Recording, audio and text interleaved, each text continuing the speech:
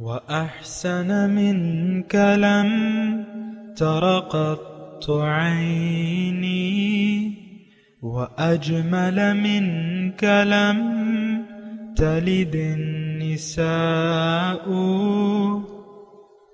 خلقت مبرأ من كل عيب خلقت مبرأ من كل عيب كأنك قد خلقت كما تشاء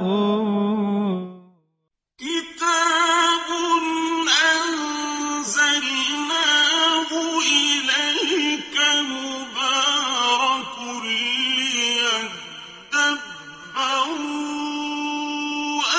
آياته وليتذكر أولو الألباب. یہ کتاب برکت والی ہے جسے ہم نے آپ کی طرف نازل فرمایا ہے تاکہ دانش مند لوگ اس کی آیتوں میں غور و فکر کریں اور نصیحت حاصل کریں. اللہم صلی علی سیدنا محمد وعلی آل سیدنا محمد بعدد کل ذرۃ مئۃ الف الف مرۃ. سامعین و ناظرین کرام، السلام علیکم ورحمۃ اللہ وبرکاتہ. سامعین کرام، سورہ نحل آیت نمبر 119 سے 120 آج زیر مطالعہ ہیں. آج کے درس کے 3 موضوعات اہم ہیں. پہلا یہ ہے کہ گناہ کی معافی کا طریقہ کار کیا ہے. دوسرا، اللہ تعالیٰ کن لوگوں کے گناہ بخش دیں گے. تیسرا، کیا ایمان باللہ کے بغیر اعمال صالحہ قبول کیے جائیں گے.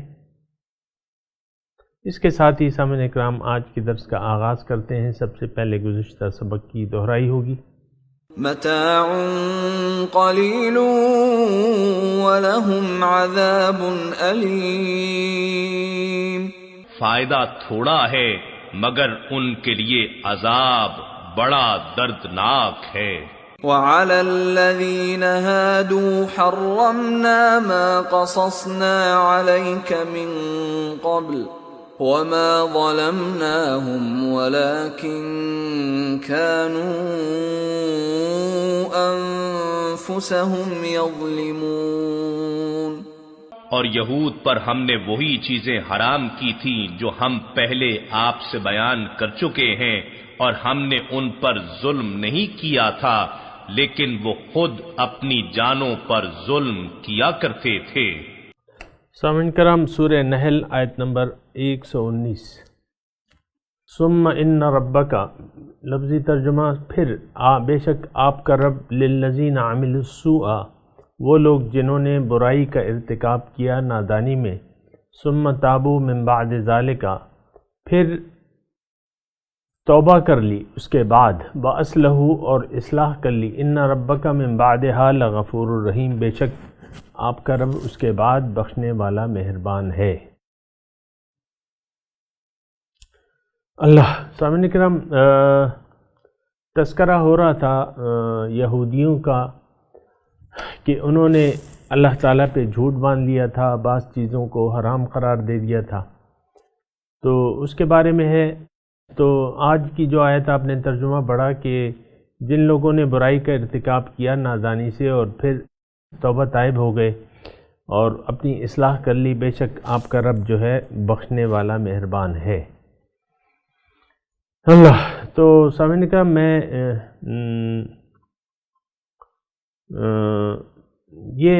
اس پہ ہم نے تھوڑی سی بات کی بھی تھی. اور غفور الرحیم، ایک ہمارے ذہن میں ایک اللہ تعالیٰ کا تصور ہے کہ وہ بڑا بخشنے والا مہربان ہے،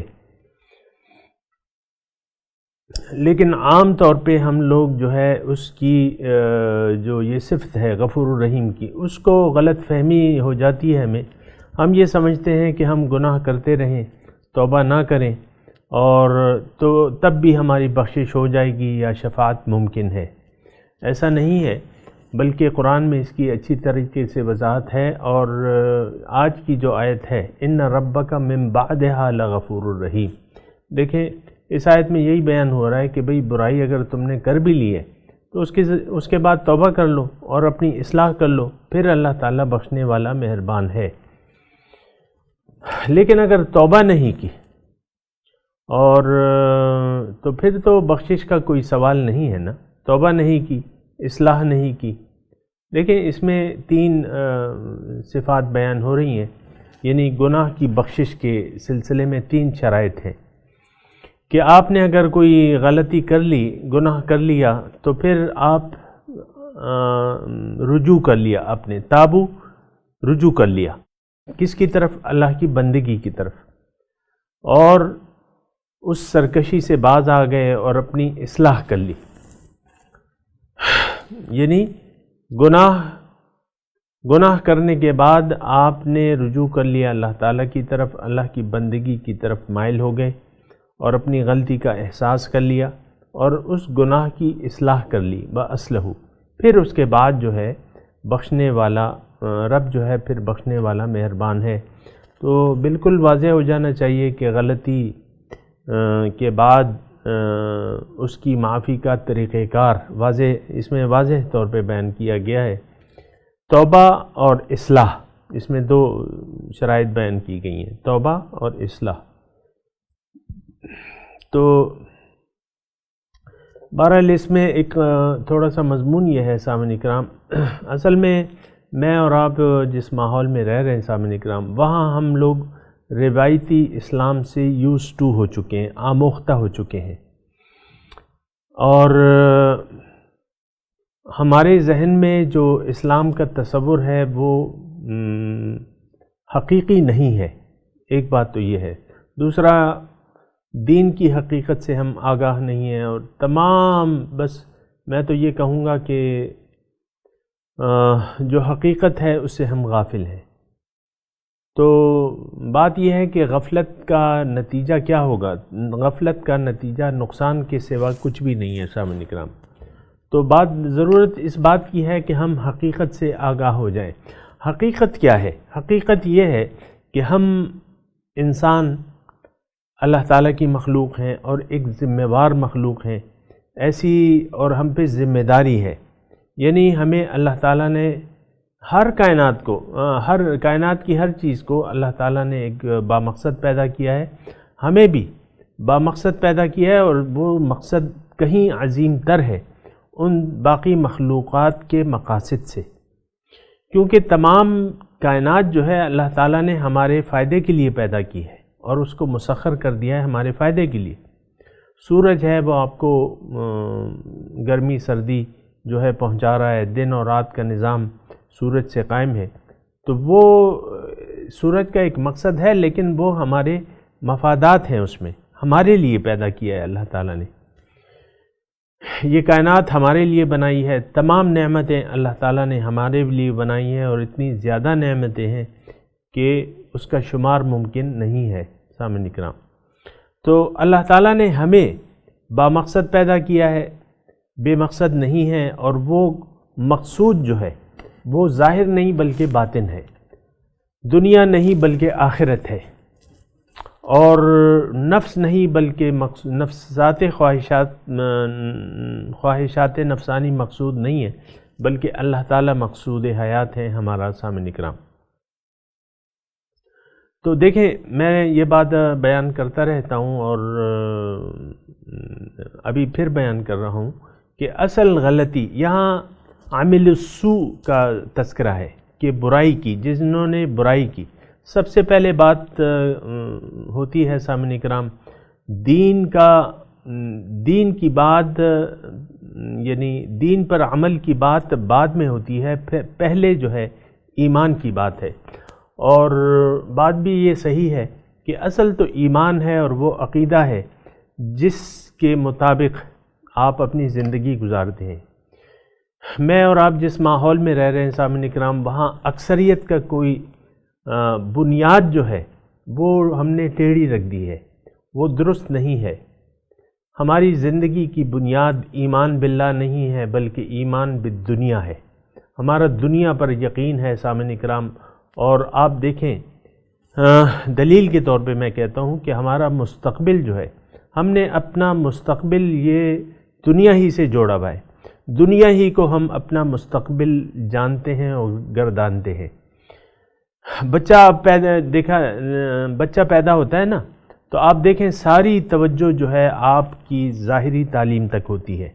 میں یہ نہیں کہہ رہا کہ وہ تعلیم نہیں ہونی چاہیے، لیکن میں یہ کہہ رہا ہوں کہ یعنی ساری توجہ جو ہے آپ ظاہر کی طرف مرکوز کر دیتے ہیں کہ بھئی بچہ الف بے پڑھنا لکھ جائے، اے بی سی 1 2 3 پڑھنا لکھ جائے، اور آہستہ آہستہ یہ ترقی کے مراحل طے کر کے اعلیٰ تعلیم حاصل کرے تاکہ اعلیٰ ترین نوکری اسے ملے یا اپنے شعبے میں مہارت حاصل کرے۔ تو ظاہری ساری فکر جو ہے وہ ظاہری ہے، اگر آپ سوچ رہے ہیں اس بات کو، سمجھ رہے ہیں۔ تو ایک بنیادی غلطی ہمیں لگی ہوئی ہے، اور بنیادی غلطی وہ ظاہر کی غلطی ہے، ظاہر کا دھوکہ ہمیں لگ گیا ہے۔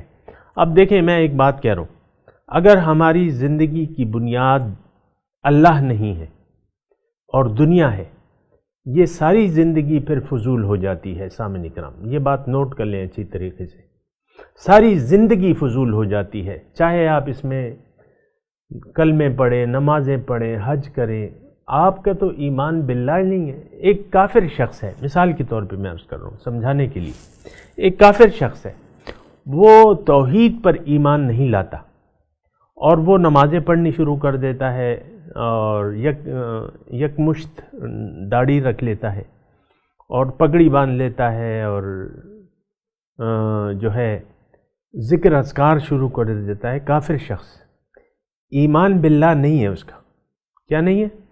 توحید پہ ایمان نہیں ہے۔ وہ یہ نہیں مانتا کہ اللہ ہی اطاعت کے قابل ہے، وہ یہ مانتا ہے کہ میں تو یہ اعمال کروں گا لیکن باقی زندگی میں اپنی مرضی سے گزاروں گا، اور کلمہ توحید نہیں پڑھتا، اور ہر روز روزے رکھتا ہے، 5 وقت کی نماز اپنے اپنے وقت پہ، وضو صحیح طریقے سے، اور تلاوت صحیح طریقے سے، ذکر اذکار، اور پھر نام اس نے اپنا مسلمانوں جیسا رکھ لیا ہے، تو وہ ہر سال حج پہ 2 سال، یعنی سال میں 2 عمرے اور 1 حج، مثال کے طور پہ عرض کر رہا ہوں، پھر زکوٰۃ، خیرات، یہ سب، لیکن باقی بس یہ اس کے ظاہری اعمال ہیں۔ آپ مجھے بتائیں کہ اس کو ایک رتی کا کوئی فائدہ ہوگا؟ ایک رتی کا نہیں ہوگا، کیوں؟ کہ اس کا تو ایمان باللہ ہی نہیں ہے، وہ سارے اعمال فضول ہیں اس کے۔ تو اب تھوڑا سا یعنی سامعین اکرام توجہ کریں میری اس بات کی طرف، ہم میں اور اس کافر میں فرق کیا ہے؟ فرق تو ہے، اس نے تو بڑی نمازوں کا اہتمام، روزے، نماز، ذکر، تسبیح، یہ سب، اور داڑھی وغیرہ۔ ہم میں تو بہت سے لوگ داڑھی بھی نہیں رکھتے، اور پھر نمازیں بھی باقاعدگی سے نہیں ہیں، بس ٹوٹی پھوٹی نمازیں ہیں، روزے ہیں، کسی کی مرضی آئی تو روزے رکھ لیے۔ آپ دیکھیں روزوں کا بھی کوئی خاص رواج تو نہیں ہے۔ تو یہ ساری چیزیں ہیں سامنے کرام۔ پھر زکوٰۃ کی ادائیگی میں بھی ایسے ہیں، حج کی ادائیگی میں بھی ایسے ہیں، اور عقیدہ وہی ہے جو اس کافر کا تھا، اس کا بھی عقیدہ دنیا پہ تھا اور ہمارا عقیدہ بھی دنیا پہ ہے۔ اگر ایسی صورتحال نہیں ہے تو آپ مجھے مورد الزام ٹھہرا سکتے ہیں کہ بھئی یہ کیا تم غلط سلط لگے ہوئے ہو اور ہمارے عقائد پہ تم وار کر رہے ہو، یہ آپ کہہ سکتے ہیں، لیکن جو حقیقت ہے وہ تو حقیقت ہے۔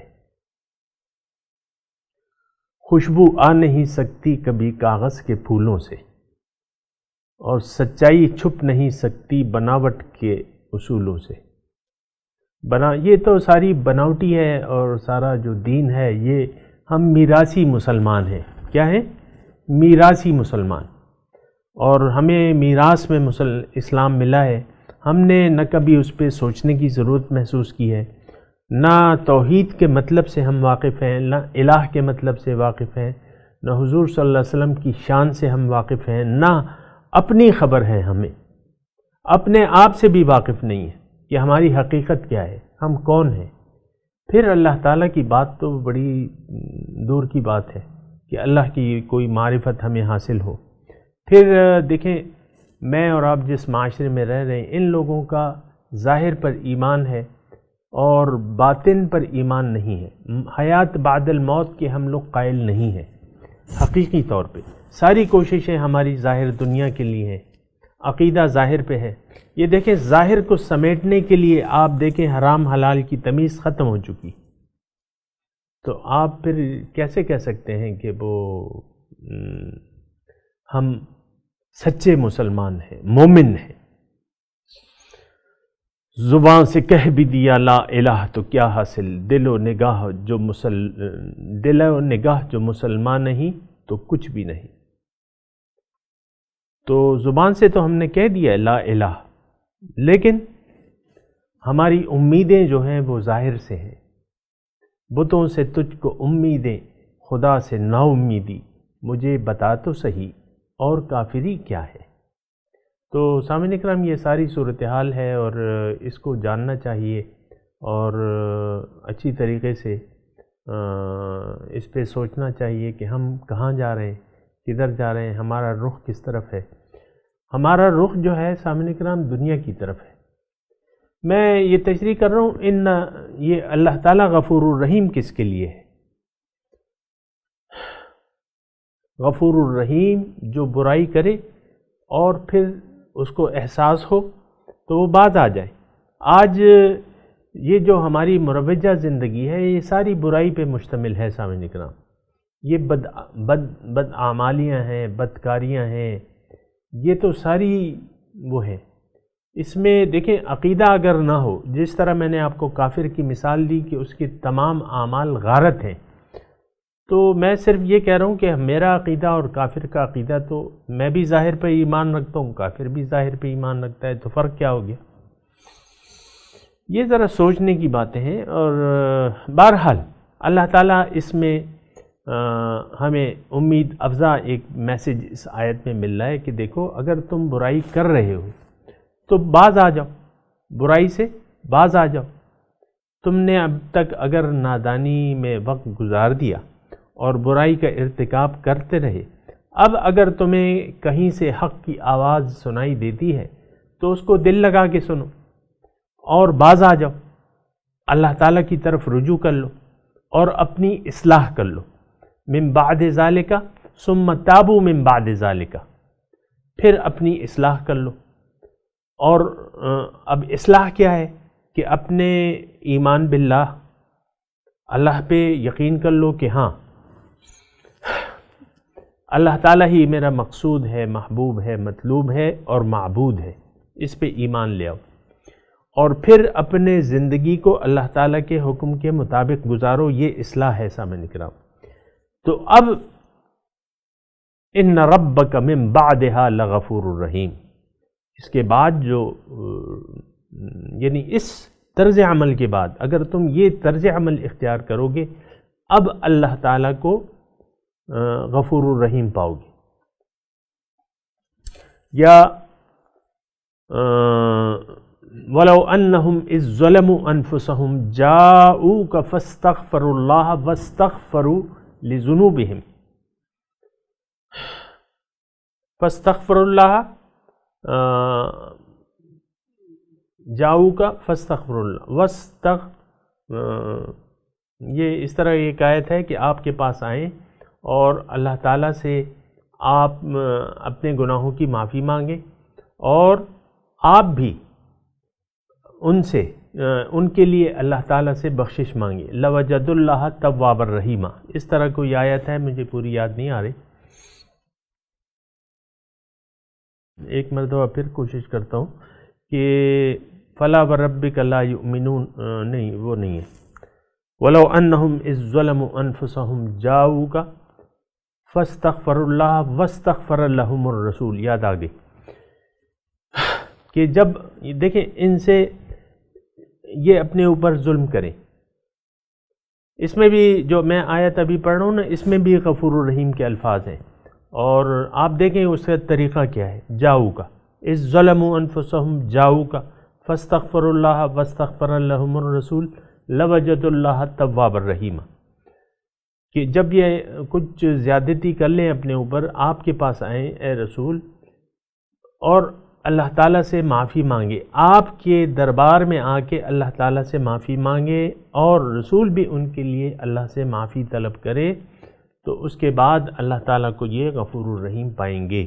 بہرحال تو اب دیکھیں اپنے اوپر ظلم کیا ہے کہ آپ اپنے زندگی کے مقصد سے بے بہرہ ہوں، اپنی شناخت نہ ہو آپ کو، اور زندگی بے مقصد گزاریں، یہ ایک ظلم ہے، کیونکہ اس کے بعد باقی سارے اعمال جو ہیں وہ پھر شرکیہ بن جاتے ہیں، کیونکہ اللہ پہ ایمان تو ہے نہیں، تو پھر تو مشرکانہ زندگی ہو گئی۔ بہرحال جب ظلم کا آپ کو پتہ چل جائے تو پھر اس کی معافی کا طریقہ وہی ہے جو میں نے ابھی آپ کو آیت پڑھ کے سنائی ہے، ان ربک من بعدہا لغفور الرحیم۔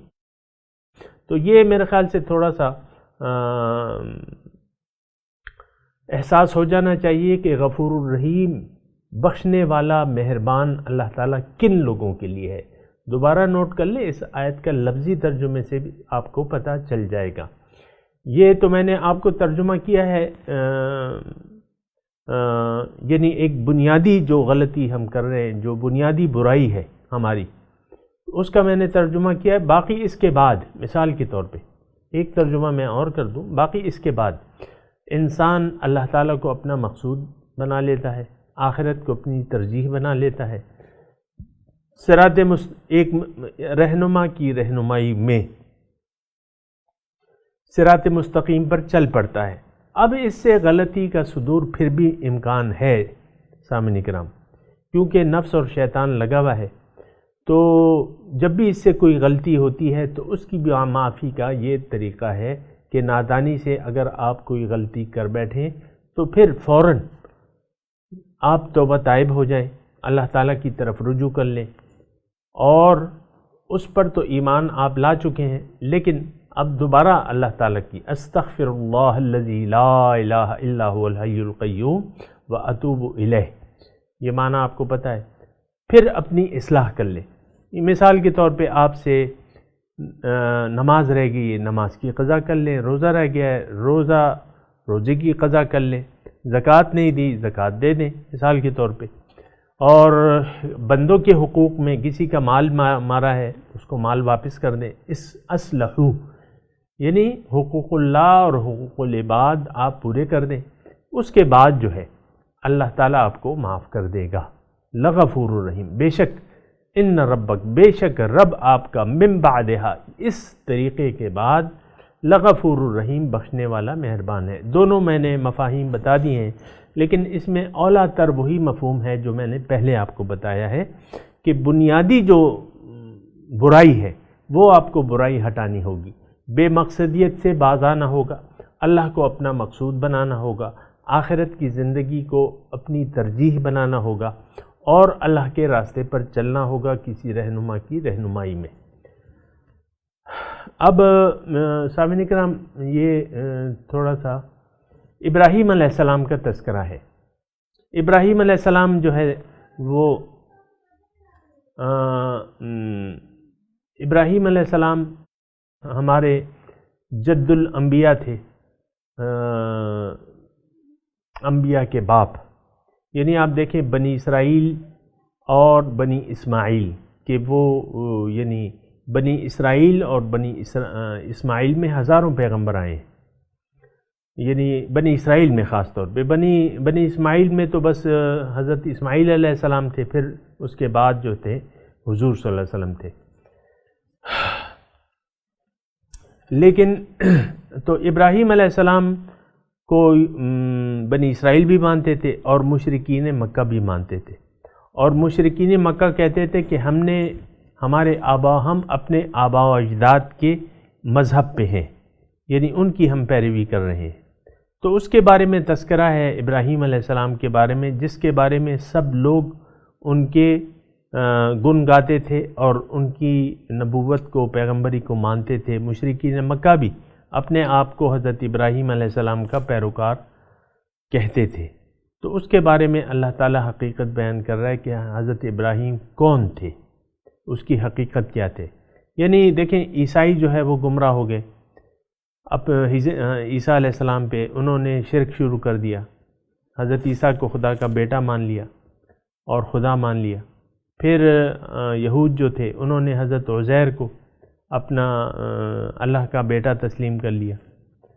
تو یہ سب لوگ پھر مشرکین تو آلریڈی 360 بت تو انہوں نے خانہ کعبہ میں اس وقت رکھے ہوئے تھے، اور بھی لات و منات یہ بت تھے سامعین کرام ان کے۔ تو یہاں اب ابراہیم علیہ السلام کی تفصیل بیان ہو رہی ہے۔ تو ان ابراہیم، اللہ تعالیٰ فرماتے ہیں بے شک ابراہیم کان امتن، لفظی ترجمہ بے شک ابراہیم جو تھے کان امتن، ایک امت تھے، قانتن فرما بردار تھے اللہ کے، حنیفہ یکسو تھے، ولم یکو من المشرکین اور مشرکوں میں سے نہ تھے۔ یعنی ابراہیم علیہ السلام کان امتن قانتن، امت تھے یعنی اپنی ذات میں ایک ادارہ تھے، ایک امت تھے، یعنی ایک فرد نہیں، ایک امت تھے۔ آپ دیکھیں نا، ہم لوگ بھی ملت ابراہیمی پہ ہیں، وہ اکیلے ایک فرد تھے۔ یہ ایک بہت بڑی بات ہے کہ اللہ تعالیٰ ابراہیم علیہ السلام کو ایک امت قرار دے رہا ہے۔ تو اپنی ذات میں ایک امت تھے، ایک ادارہ تھے۔ یہ تو ہم عام استعمال کرتے ہیں نا کہ وہ فلاں شخص اپنی ذات میں ایک ادارہ ہے، ایک امت ہے۔ تو بے شک ابراہیم علیہ السلام کان امتن قانتن، وہ اللہ کے فرما بردار تھے، اطاعت گزار تھے اللہ کے، حنیفہ یکسو تھے، قانتن اللہ تعالیٰ کے تابعدار تھے، حنیف یکسو تھے، ولم یکو من المشرکین مشرکوں میں سے نہ تھے۔ کیا مطلب سامعین اکرام؟ ایک تو یہ ہے کہ اللہ تعالیٰ کا فرما بردار، دیکھیں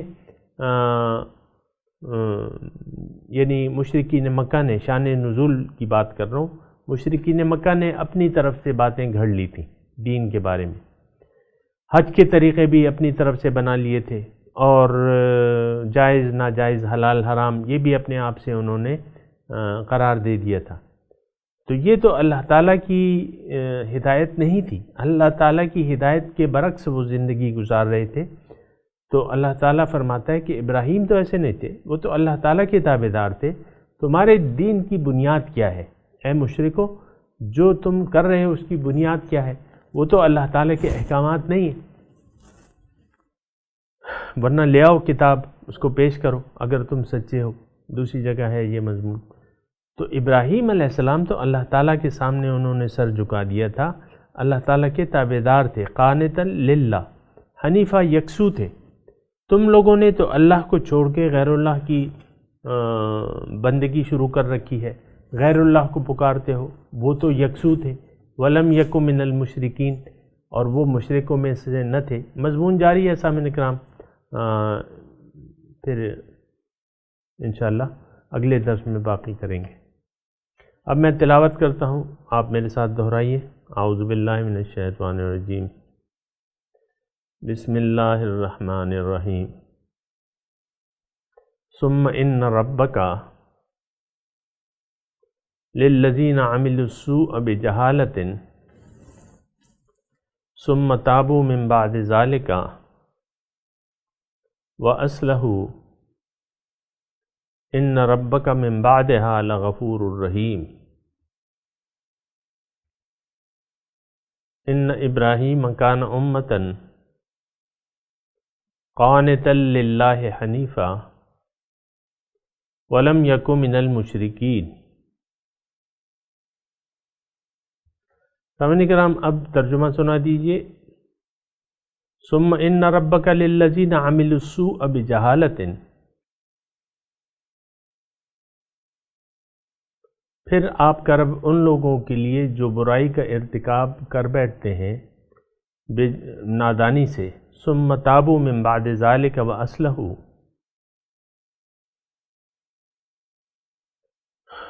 پھر اس کے بعد توبہ کر لیتے ہیں اور اپنی اصلاح کر لیتے ہیں۔ ان ربک من بعدها لغفور الرحیم، بے شک آپ کا رب اس کے بعد بخشنے والا مہربان ہے۔ ان ابراہیم کان امتن، بے شک ابراہیم ایک امت تھے، قانتا للہ حنیفا، اللہ کے فرما بردار تھے اور یکسو تھے، ولم یک من المشرکین، اور وہ مشرکوں میں سے نہ تھے۔ سامعین کرام، اب اس آیت کی تلاوت اور ترجمہ سنتے ہیں۔ ثم ان ربك للذين عملوا السوء بجهالة ثم تابوا من بعد ذلك وأصلحوا إن ربك من بعدها لغفور رحيم. But towards those who do wrongs in ignorance and then repent afterwards and reform, your Lord thereafter is forgiving and merciful. إن إبراهيم كان أمة قانتا لله حنيفا ولم يك من المشركين. Abraham was an exemplary leader devoted to God, a monotheist, and was not of the polytheists. اس کے ساتھ ہی آج کے درس کا وقت اختتام کو پہنچا۔ انشاءاللہ اگلے درس میں ملاقات ہوگی۔ وآخر دعوانا ان الحمدللہ رب العالمین، والسلام علیکم ورحمۃ اللہ وبرکاتہ۔